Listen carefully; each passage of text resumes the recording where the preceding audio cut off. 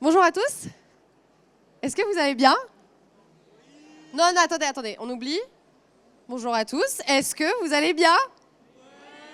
Ah, j'aime mieux ça. Ok, là, on n'est pas là pour faire la sieste et pour digérer. Aujourd'hui, on est là pour parler de vidéo. Alors, je ne vais pas vous parler des dents de la mer, hein, ce n'est pas le sujet du jour. Le sujet du jour, comme vous l'avez vu, c'est la vidéo. Mais avant de parler de vidéo, je voudrais vous parler d'un livre que j'ai relu l'été dernier qui s'appelle « La stratégie de l'océan bleu ». Est-ce qu'il y en a qui connaissent le livre ou la stratégie? Je ne vous interrogerai pas sur scène si vous levez la main, hein, vous avez le droit de lever la main. La stratégie de l'océan bleu, elle dit qu'il y a deux types d'océans. L'océan rouge, où il y a la concurrence acharnée, et l'océan bleu, où vous êtes sur un marché d'opportunités. En gros, il utilise une métaphore avec les requins. L'océan rouge s'apparenterait à un océan où il y a beaucoup de requins et très peu de poissons. Donc il n'y a pas à manger pour tout le monde, et surtout pour avoir à manger, il faut se battre. Dans l'océan bleu, il y a beaucoup moins de requins, et il y a 10 000 fois plus de poissons, donc il y a à manger pour tout le monde, et pour les gourmands comme moi, il y a même du rab. Et en fait, c'est un petit peu un parallèle aux deux types de marchés qui peuvent exister. Le marché tendu, ultra concurrentiel, où vous utilisez tous les mêmes méthodes et vous avez du mal à vous différencier, et le marché d'opportunité. À votre avis, ce marché d'opportunité, cet océan bleu, c'est quoi? Non, pas la vidéo, plus globalement, j'ai entendu. Qui? Les réseaux sociaux. Les réseaux sociaux. C'est les réseaux sociaux. Et plus spécifiquement, aujourd'hui, je vais vous parler de la vidéo. Et notamment, comment nager dans cet océan bleu. Et générer 2 mandats supplémentaires par mois en moins de 8 semaines grâce au format vidéo. Ma conférence, elle est un peu spécifique parce que comme vous voyez, il y a le mot tutoriel. Et en fait, c'est vraiment un tutoriel que je vais vous donner aujourd'hui. C'est par étapes. Il y a 4 étapes. Vous pouvez les noter, les enregistrer, les prendre en photo et les appliquer. Si vous les appliquez, vous pourrez espérer avoir ce type de résultat, vous aussi en moins de 8 semaines. Sylvie, je ne vais pas vous lire ce qu'elle m'a dit puisque on va le voir un petit peu plus loin dans la conférence. Estelle nous dit « Je remarque que chaque fois que je poste une vidéo, j'obtiens toujours de nouveaux abonnés. J'ai eu plusieurs contacts pour des ventes, dont une où j'ai obtenu le mandat et vendu la maison en 1 semaine. J'ai eu un gros coup de cœur avec la propriétaire, une très belle rencontre et elle a parlé de moi à son ami qui vend aussi son bien. » Qui a déjà des retours comme ça grâce à la vidéo? Personne. Mais oui, mais vous, je sais. Bon, avant de rentrer dans le vif du sujet, je vais d'abord me présenter. Je m'appelle Laura Sport, je suis la cofondatrice de Conseil Influent et depuis janvier 2024, la CEO. Avec mon équipe, on a pour mission de former depuis 5 ans les conseillers immobiliers aux réseaux sociaux dans l'objectif d'avoir plus de visibilité et de mandat, comme vous l'aurez compris. On a accompagné plus de 3500 personnes en bientôt 5 ans et on a plus de 35 000 personnes qui nous suivent sur les réseaux sociaux. D'ailleurs, est-ce qu'il y a des gens qui nous suivent sur les réseaux sociaux ici? Ah, donc j'en ai traumatisé quelques-uns déjà ou pas? Je vois qu'il y en a qui se marrent. Oui, oui, oui. Et pourtant, on est encore là. Bon, l'étape numéro 1 de ce tutoriel, c'est la marque personnelle. Est-ce que personal branding, marque personnelle, ça dit quelque chose à quelqu'un? Encore une fois, si vous levez la main, je ne vous ferai pas venir sur scène. Quelqu'un connaît? Ok, bien. Bon, pour ceux qui ne connaissent pas, pour vous illustrer le concept de marque personnelle, je vais devoir avoir un cobaye. Vous, monsieur devant, vous n'avez pas de chance, vous êtes juste en face de moi. Est-ce que vous avez quelqu'un que vous admirez, un chanteur, un sportif ou une sportive, quelqu'un que vous aimez beaucoup? Lionel Messi, pourquoi? Parce qu'il est bon. Il est bon. Rien d'autre? Parce qu'il est bon? Parce que? Il a joué au Barça, je suis fan de Barça. Fan de Barça, ok, très bien. Ouais, c'est un bon exemple, c'est un bon exemple. Il y en a d'autres qui sont fans de Lionel Messi. Il y en a qui disent, mais qu'est-ce que c'est que cette conférence, qu'est-ce qu'il raconte? Vous allez voir où je vais en venir. En gros, là, il m'a pas dit, bah, parce que c'est un footballeur. Il m'a dit, bah, parce qu'il est bon. Il aurait pu me dire, parce que, je sais pas, il a un bon mindset, parce que c'est un tueur en business, en investissement, j'en sais rien. Mais il m'a pas dit, parce que c'est un footballeur. Et bah, vous, c'est pareil. Vous voulez qu'on vous choisisse, vous, pour qui vous êtes vous. Jamais en rendez-vous, on vous a dit, bah, je vous choisis parce que vous êtes conseiller immobilier. Oui, bah ça fait partie du job. De toute façon, on vous choisit vous pour qui vous êtes vous. Vos valeurs, vos histoires, votre façon d'être. Et la marque personnelle, en fait, c'est ça, c'est que vous allez vous différencier et marquer les esprits par qui vous êtes vous. Je vous donne un exemple avec Alexia Blanchy qui a un peu fait de bruit cette année. Est-ce que vous la connaissez? Une agent immobilier bordelaise. Il y en a qui font oui, oui. Alexia Blanchy, c'est l'exemple parfait que la marque personnelle, c'est ce qui peut vous permettre de marquer les esprits de vos prospects sur les réseaux sociaux. Parce que si demain, vous décidez de créer du contenu, peu importe le contenu et que vous n'avez pas de marque personnelle, bah, du coup, vous allez créer le même contenu que tout le monde, avec le même ton, avec la même forme, avec les mêmes idées, la même façon de développer. Et du coup, si vous faites comme tout le monde, vous êtes dans un océan rouge. Vous êtes dans un océan rouge. Et nous, on veut être dans un océan. Ok, c'est bien, vous me suivez, c'est très bien. Et donc, Alexia, elle nage dans un océan bleu parce qu'elle a compris que la marque personnelle, c'était un moyen de se différencier et de marquer les esprits des gens. Elle a commencé, je crois, en début, milieu d'année, je ne sais pas exactement, et les résultats qu'elle a eus sont juste dingues. En quelques mois, Alexia Blanchy a multiplié son nombre d'abonnés par 10 et son chiffre d'affaires par 3 en pleine crise de l'immobilier. Elle est passée de 500 abonnés à plus de 12 000 en quelques mois sur Instagram, mais au-delà de ça, elle affirme avoir vendu 20 biens depuis le mois de janvier. Dans le contexte actuel, c'était inespéré. Ça, c'est pas uniquement dû, évidemment, à la marque personnelle, mais c'est un des éléments qui a fait qu'elle s'est fait reconnaître et elle a fait la différence. Pour ceux qui ne la connaissent pas, Alexia, c'est quoi sa marque? En fait, elle a décidé de miser sur son humour. Parce que c'est comme elle est dans la vraie vie. Et donc, elle a décidé de le retranscrire sur les réseaux sociaux. Et elle a créé quelque chose d'identifiable pour qu'on comprenne que son contenu est basé sur l'humour. Je vais vous la faire, le premier qui se moque, j'arrête la conférence. Donc, toutes ces vidéos, elle a cette espèce de mot-clé avec sa petite danse. Audace. Vous connaissez? Sensationnel. Voilà, elle fait ça. Et du coup, les gens se souviennent d'elle par cette espèce de mot-clé qu'elle a créé, qui ramène au côté décalé, humoristique. On adhère ou pas, peu importe, parce qu'elle fait ce qui lui correspond, elle. Moi, ce que je vous dis aujourd'hui, c'est pas faites de l'humour et faites comme Alexia pour marquer les esprits des gens. Moi, ce que je vous dis avec la marque personnelle, c'est d'identifier qui vous êtes, vous, comment vous vous percevez, vous, quels sont les adjectifs qui vous définissent, quelles sont vos histoires, et de retranscrire ça sur vos réseaux sociaux à travers des éléments concrets pour que les gens sur les réseaux sociaux comprennent que vous n'êtes pas comme les autres et que vous nagez dans un océan bleu. Bleu. Et en fait, la marque personnelle, c'est ça qui est merveilleux, c'est pour ça que j'adore ce concept, c'est qu'il y a autant de marques personnelles qu'il y a d'êtres humains sur Terre. Parce qu'on est tous différents, et parce que du coup, ça veut dire qu'on peut tous avoir une communication différente. Vous mettez le curseur où vous souhaitez. Si vous voulez être sophistiqué, rigoureux, professionnel, à l'opposé de ce que fait Alexia, c'est une bonne réponse. Si vous voulez être dans l'humour et le décalé, c'est aussi une bonne réponse. Comment on fait ça? Je vous ai promis un tutoriel, donc je vais vous montrer un exemple avec une de mes élèves, Sylvie. Sylvie, j'ai d'abord essayé, avant même de travailler avec elle, de comprendre qui elle était, parce qu'on ne peut pas construire une marque personnelle sans ça. Sylvie, dès qu'on a commencé à travailler ensemble, elle me dit « Écoute Laura, moi, je suis une mamie, fan de mes petits-enfants, je les adore, à tel point que dans mon sac, tu trouveras toujours les compromis avec les tétines à côté. » Et elle me dit « Évidemment, moi, je suis quelqu'un d'ultra pétillant aussi. Ce qu'on dit toujours, c'est que j'ai tout le temps le smile, je suis tout le temps dans la positive attitude. » Ok, ça, c'est notre marque personnelle. Ça, si vous apprenez pas à le mettre en avant de manière concrète avec une phrase, un ton, un format vidéo, ça ne deviendra jamais palpable et concret pour vos prospects. Vous devez faire en sorte de créer quelque chose qui permet d'identifier cette marque personnelle. Typiquement, le côté audace, ça permet de voir le côté humoristique. Je vais arrêter de le faire. C'était le dernier, j'espère que vous avez profité. Et du coup, comment est-ce qu'on a mis ça en avant sur ces réseaux sociaux? Alors elle m'a dit, la maman est hyper à l'aise et moi aussi hyper à l'aise avec le fait de montrer les petits-enfants. Je ne vous dis pas encore une fois de mettre en avant votre vie personnelle. Si vous ne le souhaitez pas, vous ne le faites pas. Elle, c'était OK. Donc elle met en avant ses petits-enfants, toujours de dos ou cachés. Donc pour le côté mamie, super mamie, on comprend. Et on a même créé une appellation, la super mamie de l'immobilier. Quand Sylvie, elle a commencé à mettre ça en avant, ah oui, et dernière chose aussi, sur toutes ses vidéos, elle fait des trucs hyper spontanés, elle a tout le temps le méga smile, et sur toutes ses miniatures aussi de vidéos, on voit que c'est quelqu'un de pétillant. Le deuxième adjectif qu'elle avait choisi pour se définir. 2 semaines après, Sylvie me dit « Je me suis fait reconnaître dans la rue ». En fait, la problématique qu'elle avait, Sylvie, c'est qu'elle est à Levallois-Perret. Il y en a qui sont à Levallois-Perret? Oui, un seul? Bon, elle me disait, vous me direz, monsieur, si c'est vrai, que ce qui est difficile à Levallois-Perret, c'est que tous les immeubles sont fermés, ou alors il y a des gardiens, et du coup, on ne peut pas rentrer pour faire du tap-tap, encore moins pour mettre des flyers.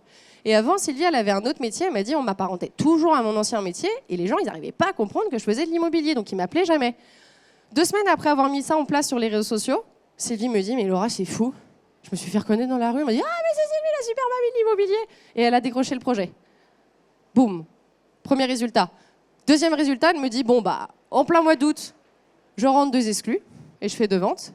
Et en plus de ça, il y a un truc qui m'a marqué. En septembre, elle me dit, J'ai eu un rendez-vous, mandat exclu obtenu uniquement grâce aux réseaux sociaux. Hallucinant, aucune objection de la cliente, le mandat exclu était même une évidence. Incroyable, j'avoue, je n'y croyais pas moi-même. Cool ou pas cool? Du coup, Sylvie, elle nage dans un océan. Très bien. Et donc, si vous voulez reproduire la même chose, je pense que vous m'avez compris, enfin je l'espère, vous devez trouver un adjectif qui vous définit, votre histoire, et ensuite avoir un élément pour le mettre en avant. Ça peut être une phrase d'accroche, ça peut être un style vestimentaire, un contenu vidéo, un format vidéo, peu importe, qui traduit ce que vous avez choisi. Je vous donne un dernier exemple parce que je sais que la marque personnelle, c'est un concept qui est très difficile à comprendre parce que c'est pas palpable. Les drôles de dames de Paname, il y en a qui connaissent? Ouais? Elles, leurs adjectifs, c'est qu'elles sont chic. Elles m'ont dit, moi, Laura, ce qui nous définit le plus, c'est chic. Et du coup, elles ont décidé de créer un mot qui s'appelle chou. Salut, chou, colosse, chou, on a un bien avant de chou, qu'elles mettent en avant partout. Vous pouvez le voir là, là, là, ici, pour traduire le côté chic. Et du coup, ces filles-là se sont fait connaître et identifier par ce mot chou, qui fait très chic parisien. Et du coup, les personnes qu'elles ciblent vont s'identifier à ça et elles vont attirer des personnes qui leur ressemblent parce que c'est aussi ça la force de la marque personnelle, c'est que vous allez attirer à vous des clients qui sont comme vous. Moi qui base mon contenu sur des trucs un peu décalés, bon bah du coup mes clients ils sont un peu... Mais tant mieux, c'est bien, ils me ressemblent. Et ça va aussi chasser du coup naturellement ceux qui ne sont pas comme vous, ce qui fait que vous avez des collaborations qui sont beaucoup plus fluides. Vous me suivez jusqu'ici? Vous avez compris? Facile l'étape 1, les doigts dans le nez. Je vois, il y en a qui me font des pouces trop choux. Bon, la deuxième étape, c'est que bah, vous allez devoir faire de la vidéo. Qui fait déjà de la vidéo ici? Oh yeah, ok, cool. Bon, les autres, vous n'en faites pas du tout? Parce que vous ne savez pas faire? Ou parce que vous ne voulez pas en faire? Ou parce que vous voulez que j'arrive à vous convaincre d'en faire? Oui, clairement. Il y en a qui font oui, clairement, et pour l'instant... Ça va, vous êtes convaincus pour l'instant? Ok. Là, l'objectif, c'est de faire de la vidéo parce que c'est le format favori des consommateurs, c'est ce que les gens consomment le plus aujourd'hui sur les réseaux sociaux, et aussi parce que c'est le format favori des algorithmes. Du coup, ça vous permettra d'être mis en avant gratuitement par les algorithmes. Ok, Laura, je dois faire de la vidéo, mais je crée quoi comme contenu, à votre avis? Vous êtes en pleine sieste? Quel type de contenu je dois créer quand je suis conseiller immobilier sur les réseaux sociaux? Du contenu vidéo, quel type de contenu? Des vidéos de bien? Des vidéos de bien? Ouais? Resto, j'ai entendu? Non? Ouais? On peut parler du secteur? Ok? Très bien. Mais il me manque un truc là, le plus important. Soit? Non. Ouais, qui est-ce que vous essayez de convaincre de travailler avec vous? Les prospects. Donc, il faut parler de qui? Ben, des prospects. Votre contenu, il doit être tourné vers les problématiques des gens. Moi, prospect, Laura, j'ai un projet immobilier d'achat ou de vente et je me dis, comme 95% des gens, je vais faire ma recherche sur Internet. Parce que 95% des recherches immobilières commencent par Internet selon une étude Google. 95% de vos prospects, leur premier réflexe quand ils ont un projet immobilier, c'est de se dire « Ok, je vais demander à Google. Comment je fixe le prix de mon bien? Est-ce que c'est le moment de vendre? C'est quoi la meilleure période pour vendre? Comment je trouve le meilleur agent immobilier ?» Moi, prospect, est-ce que je vais taper « Quel est l'agent immobilier qui a mis le plus de compromis sur son Instagram ou son Facebook ?» Non, moi, je ne vais pas mettre ça sur Internet. Je vais poser des questions. Je vais chercher des réponses à mes problématiques. Et vous, professionnels de l'immobilier, vous devez répondre à ces problématiques. Parce que le prospect, quand il est sur les réseaux sociaux, il est dans une démarche auto-centrée. Il veut servir ses propres intérêts. Il veut trouver réponse à ses questions à lui. Donc si vous faites du contenu, estimation gratuite, passez par moi pour vendre votre bien immobilier, sous compromis, bien vendu, bien à vendre, est-ce que vous pensez que les gens vont s'intéresser à vos contenus? Oui ou non? Non. Pourquoi? Parce que ce contenu, il parle de vous, comme je le disais, il ne parle pas des prospects. Et du coup, cette communication de moi, je, ça me fait penser à ça. Je prends toujours ce parallèle du date. Ghislaine, si tu vas en rendez-vous galant, et le gars, tout le rendez-vous, il te dit « Ah, mais moi, et moi, et moi, je. » T'as envie de partir au bout de combien de temps, Ghislaine? Ah bah Moi, personnellement, je pars au bout de 4 minutes, si je peux. Et bien, sur les réseaux sociaux, quand vous êtes dans une démarche de estimation gratuite, sous compromis, bien à vendre, bien vendu, de moi, je, vous êtes un petit peu cet homme au rendez-vous galant qui dit moi, je. Et c'est pour ça que les gens ne s'intéressent pas à vous. C'est parce que vous ne parlez pas de ce qui intéresse les prospects. Ok, Laura, t'es bien sympa. Maintenant, comment je trouve les idées? Vous avez une idée ou pas? Aucune idée. Vous les avez tous les jours au téléphone en rendez-vous, vos prospects. Tous les jours. De toutes les semaines, de toute l'année. Et vos prospects, j'imagine qu'en rendez-vous, que ce soit en prospection, rendez-vous physique, téléphone, client, entourage, ils vous posent des questions. Oui? Bah ouais. Et ces questions-là, est-ce que c'est pas des sujets incroyables pour faire des posts? Bah ouais. Du coup, la meilleure astuce que je puisse vous donner pour trouver des idées de contenu, c'est qu'à chaque fin de rendez-vous, vous prenez 3-4 minutes pour noter toutes les questions qu'on vous a posées, et ça, c'est vos contenus, qui vont permettre du coup de répondre aux problématiques des prospects. C'est une bonne idée, non? Est-ce que c'est une bonne idée? Oui. Et ce que je vous conseille de faire aussi, c'est de mettre vos idées de contenu dans un tableau. Parce que là, maintenant, de but en blanc, je vous dis, allez-y, donnez-moi une idée de contenu. Votre cerveau est en mode... Alors, il est 15h, je suis en train de digérer ma crêpe que j'ai mangée chez ImmoAdvisor, là, je ne sais pas de quoi tu me parles. Alors que si je vous dis, c'est quoi la question qu'on vous pose le plus souvent dans un premier achat? Ah bah là, votre cerveau, il va aller piocher. Ah bah ouais, j'ai eu le cas avec Sylvie, là, pour son premier achat, elle m'a posé ça comme question.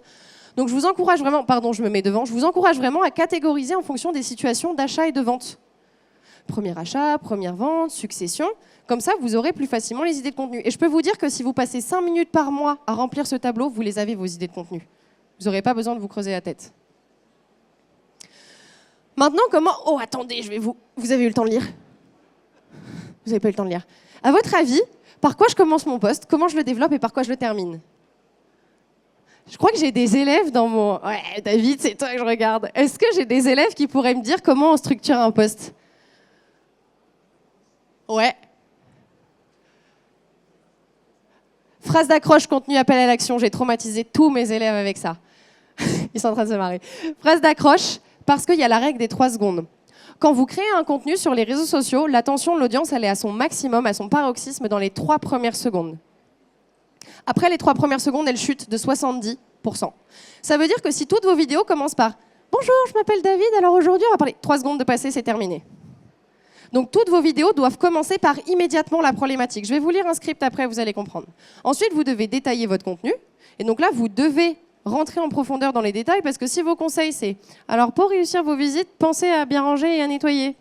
Abonnez-vous. » Bah, je peux me débrouiller tout seul. Enfin, je veux dire, pourquoi tu me dis ça? Essayez de détailler vos contenus pour que les gens se disent « Ah mais ouais, mais attends, ce conseiller immobilier, il en sait des trucs. Moi, je suis incapable de faire ça, j'ai pas le temps de le faire, donc je vais le solliciter pour travailler pour mon projet immobilier. » Et je finis par un appel à l'action. Parce que les algorithmes, qu'est-ce qu'ils regardent pour vous mettre en avant gratuitement? Bah, c'est l'engagement. Est-ce que vous avez des j'aime? Est-ce que vous avez des commentaires? Et il faut le demander à l'oral aux gens, parce que si vous ne le demandez pas, les gens ne vont pas le mettre. Oui, mais Laura, ils savent mettre un j'aime tout seuls, les gens, tu n'as pas besoin de leur demander. Est-ce que vos clients savent mettre un avis Google? Oui. Est-ce que si vous ne leur demandez pas, ils vont en mettre un? Sauf si vraiment vous êtes méga populaire, et alors là, je vais prendre une photo avec vous à la fin de la conférence. Un exemple de script.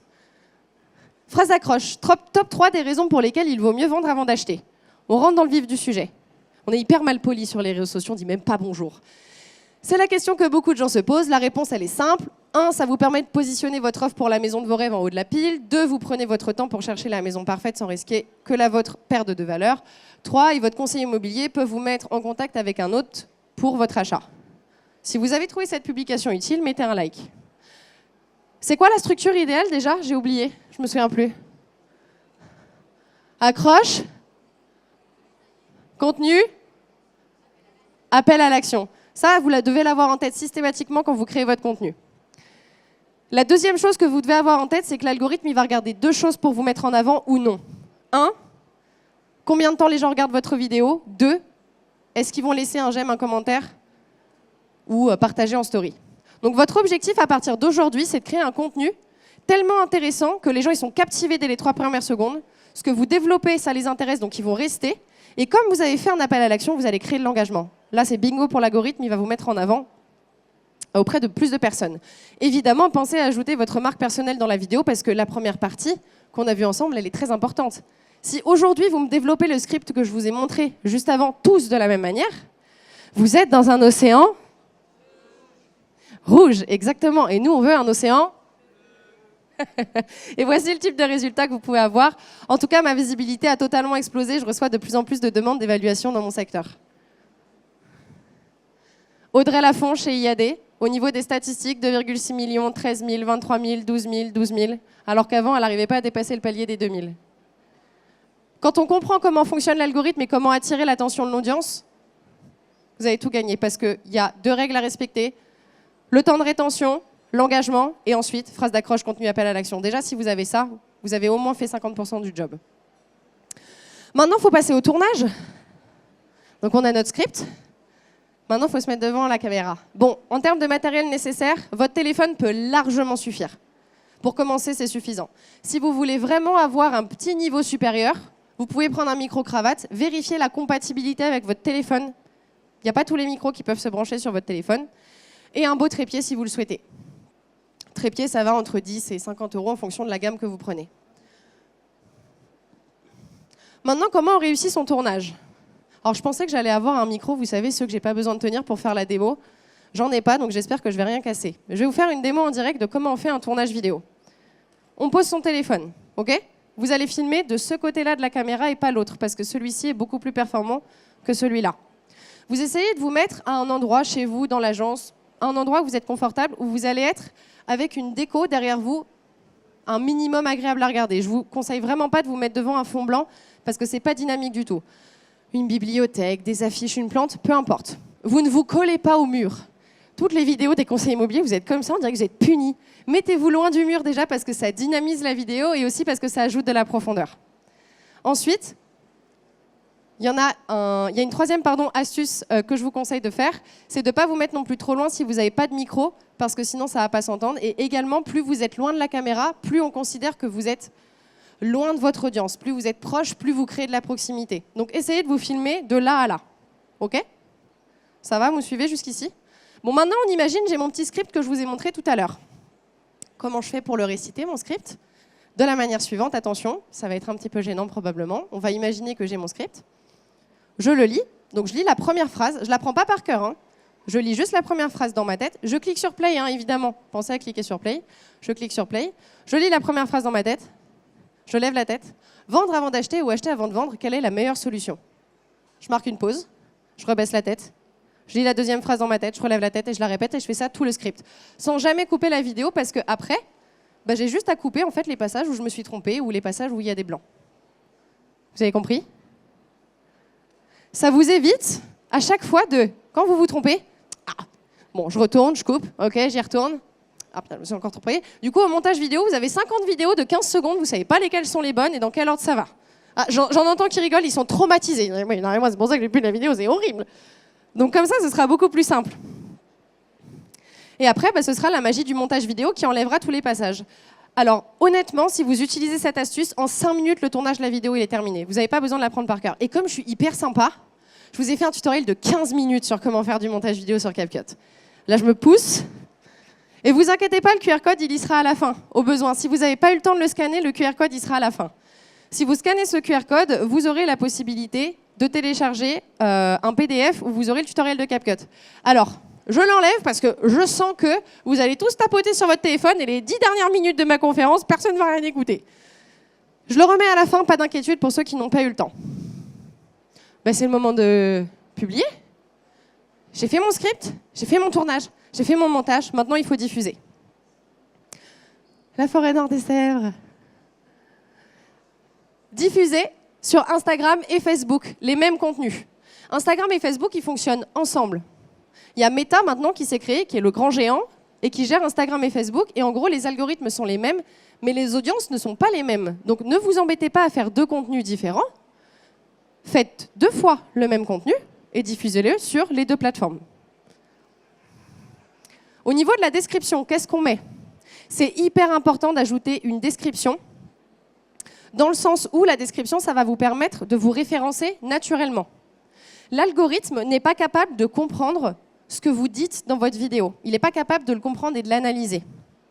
Par contre, ce qu'il comprend, c'est les mots que vous mettez ici.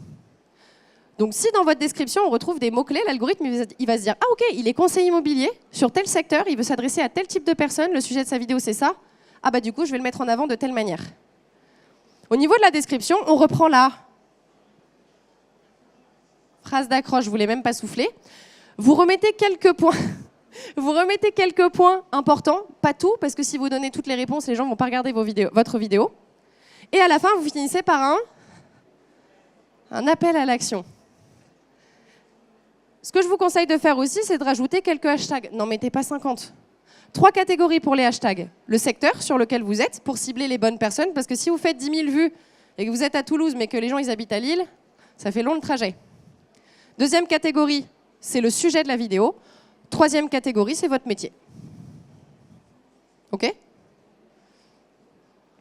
Maintenant, il faut choisir un jour et une heure où votre audience est la plus présente. Parce que si vous publiez un dimanche à 3h du mat', je ne suis pas sûre qu'il y ait beaucoup de monde.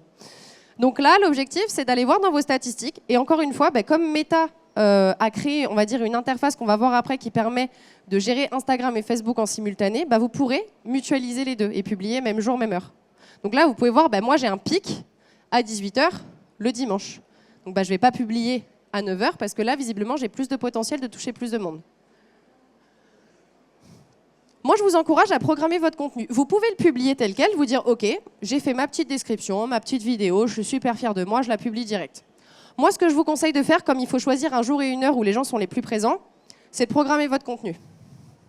Vous pouvez utiliser Meta Business Suite. C'est ce que je vous disais, Meta, il a fait en sorte que Instagram et Facebook fonctionnent ensemble. Et donc, vous avez la possibilité, en 3 clics, de programmer votre contenu. Vous vous inscrivez sur Meta Business Suite, vous cliquez sur « Créer une publication », vous mettez la vidéo, vous mettez la description, les hashtags, et vous cliquez sur lundi, 18h. Programmé. Bim, ça se mettra sur les deux, lundi à 18h. Ah il y a une vidéo. Tant pis. Diffusez votre vidéo en story. Une fois que votre publication elle est publiée, mettez votre vidéo en story comme sur cette capture d'écran, parce qu'il faut savoir que vos stories sont 15 fois plus vues que vos posts. Donc n'hésitez pas, une fois que vous avez publié votre vidéo, à la partager en story, mais pas que le jour même, une semaine plus tard, 3 semaines plus tard, 1 an plus tard. Votre vidéo, vous avez mis peut-être 1 heure à tout faire. Mettez-la en avant plein de fois pour la relancer au niveau de l'algorithme. Si vous avez bien suivi les règles du jeu, mes règles du jeu, c'est ça qui va se passer pour vous. Vous publiez une vidéo sur Facebook et Instagram, la même. La plateforme, elle va montrer votre contenu, on va dire, à 10% de votre audience. Ils vont rester jusqu'au bout de la vidéo et laisser un j'aime. L'algorithme, il se dit, mais génial, ça veut dire qu'il publie du super contenu. Bon, je le montre à plus de personnes, ce gars-là. Ça recommence, les gens, ils regardent jusqu'au bout la vidéo, ils s'engagent de nouveau. Bon, le réseau, il montre à plus de personnes. Et c'est comme ça que vous arrivez à gagner en visibilité en termes de vues et d'abonnés qualifiés. Par contre, si vous ne suivez pas mes règles du jeu, vous publiez, la plateforme, elle montre votre contenu à un pourcentage de votre audience. Les gens ne regardent pas jusqu'au bout, ne s'engagent pas. Et du coup, le réseau social, il n'a aucun intérêt à vous montrer à plus de monde. Les réseaux sociaux, c'est gratuit. Comment vous croyez qu'ils gagnent de l'argent quand les gens y restent longtemps et qu'ils s'engagent? Donc si vous n'êtes pas capable de remplir ces critères, ne pensez pas que Facebook et Instagram vont vous montrer gratuitement à d'autres personnes. Et donc en moins de 8 semaines, si vous suivez mes conseils du jour, vous pouvez espérer d'obtenir ce type de résultat. Laura, c'est fou le nombre de non-followers qui voient mes vidéos. Première fois que je prends des abonnés sur un post. 2 heures que j'ai publié ma vidéo, j'ai déjà quelqu'un d'intéressé pour vendre. Premier mandat signé grâce à Instagram. On m'a contacté suite à une vidéo pour vendre. J'ai obtenu le mandat et vendu la maison en 1 semaine. Une vidéo courte et déjà 2000 vues. Une cliente qui me contacte dans l'heure pour vendre la maison. Exclusivité immédiate. Nat Immobilier. Ça marche aussi pour les acheteurs et les filleuls, si vous voulez faire du recrutement ou cibler les acheteurs. Nat Immobilier, ils ont vendu une vingtaine de maisons, grâce à leurs réseaux sociaux. Ils sont juste là-bas. Vous avez à présent 2 options qui s'offrent à vous. La première, c'est de continuer de nager dans un océan. Et donc, d'utiliser les mêmes méthodes que tout le monde, d'avoir du mal à vous différencier, de devoir courir après les gens et d'être en position de demandeur constante. La deuxième, c'est de nager tranquillement dans un océan. Je ne suis pas du tout convaincue. Dans un océan. Et du coup, d'être serein avec une nouvelle méthode alternative, une prospection digitale qui vous permet d'avoir des clients qui viennent à vous, comme je vous l'ai montré dans les captures d'écran d'avant. Et pour vous aider à faire le premier plongeon, j'ai une petite surprise pour vous, c'est qu'en plus du montage vidéo de 15 minutes, vous avez 100 idées de contenu sur mon document. Merci beaucoup de m'avoir écouté. Vous pouvez venir nous voir au stand F43 si vous le souhaitez.